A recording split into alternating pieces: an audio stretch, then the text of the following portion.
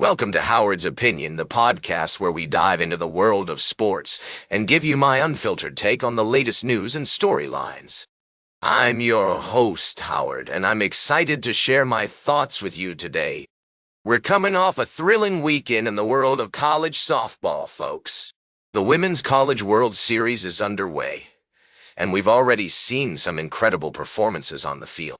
But one player who's been making headlines all season long is Tennessee's Karlyn Pickens. This junior pitcher is a force to be reckoned with, and I'm not just talking about her impressive stats. Pickens has been throwing heat all season, and I mean that literally. She recently set a new NCAA record for the fastest pitch recorded, clocking in at an astonishing 79.4 miles per hour. That's right, folks. This young woman is bringing the fire. And it's not just her speed that's impressive. She's also got pinpoint accuracy and an arsenal of pitches that have been leaving batters baffled all season long. What's really interesting about Pickens' story is the way she's been dominating on the field, while also breaking down barriers for women in sports. She's a role model for young girls everywhere, showing them that with hard work and determination, they can achieve greatness in any sport they choose to play.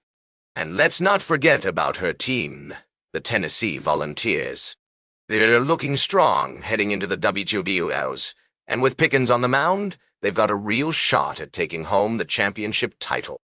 I'll be keeping a close eye on them as the tournament progresses, and I'm excited to see how far they can go. The WWOs is always an exciting event, folks, and this year's tournament is shaping up to be one of the best yet. With teams like Oklahoma, UCLA, and Florida also vying for the top spot, it's going to be a wild ride. And with Pickens and her teammates leading the charge, you can bet I'll be cheering them on every step of the way. We'll be right back with more fascinating sports news on Howard's Opinion.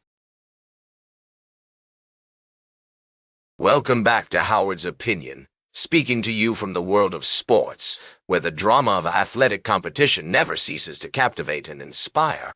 This is Howard Closewell speaking, and we're delighted to dive into our middle segment, where we'll be discussing a story that's making waves in the swimming community.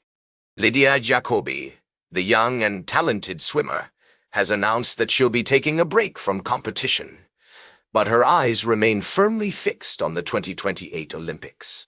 Now, this news may come as a surprise to some, but not to those who've been following Jacoby's remarkable journey.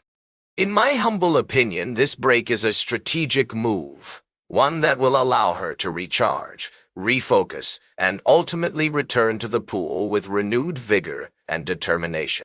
As we delve into the world of swimming, it's essential to consider the broader context. The sport demands an enormous amount of physical and mental energy, and burnout is a very real concern. Jacoby's decision to take a break is a testament to her maturity and self-awareness, qualities that will serve her well, both in and out of the pool.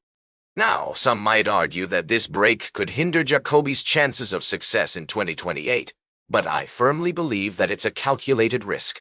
With the Olympics still 3 years away, she has ample time to regroup, reassess, and come back stronger than ever. And let's not forget, folks, that Jacoby has already demonstrated her mettle on the world stage, winning gold at the Tokyo Olympics in 2021. As we explore this story further, it's worth noting that Jacoby's decision is also a reflection of the evolving landscape of women's sports. Female athletes are increasingly taking control of their careers, prioritizing their well-being, and making informed decisions about their bodies and their futures.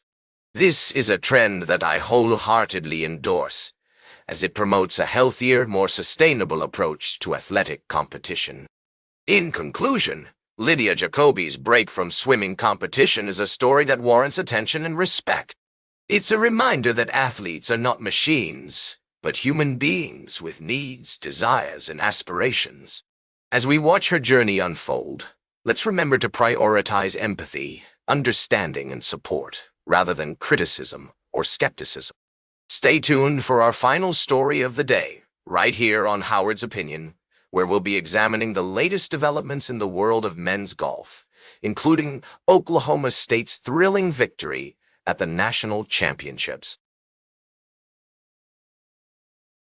Welcome back to Howard's Opinion.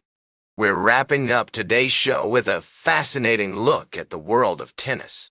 As we've been following the latest news and updates from the sport, two stories caught my attention that I'd like to share with you. Firstly, let's talk about Emma Raducanu, the young tennis sensation who made headlines with her U.S. Open triumph. Her coach, Mark Petchey, has come out in defense of her work ethic, which has been called into question by some critics. It's interesting to see how Raducanu is navigating the pressures of professional tennis, and Petchey's comments highlight the challenges she faces in closing the gap on the world's top players. On a related note, we have another story that showcases the talent and dedication required to succeed in tennis.